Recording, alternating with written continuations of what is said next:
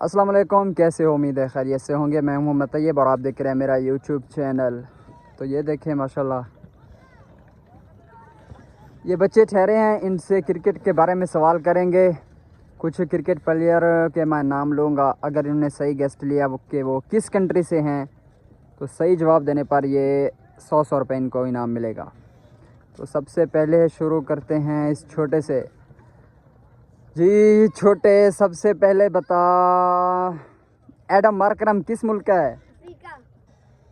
پکڑ تاڑی یار۔ چل بھائی تو بتا انڈرے رسل۔ West Indies. یہ پکڑ انعام۔ اچھا ہٹ جا آگے سے ہٹ جا، شاباش۔ تو بتا بھائی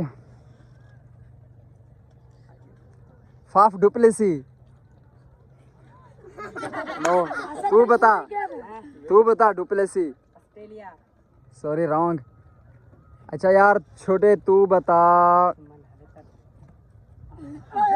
کوئنٹن ڈیکاک۔ افریقہ۔ یہ پکڑ۔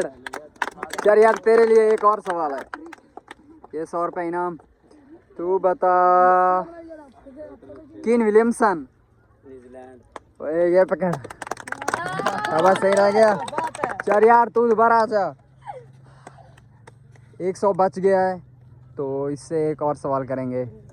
تو بتا ڈیون کونوئی۔ New Zealand. نیوزی لینڈ، صحیح یار۔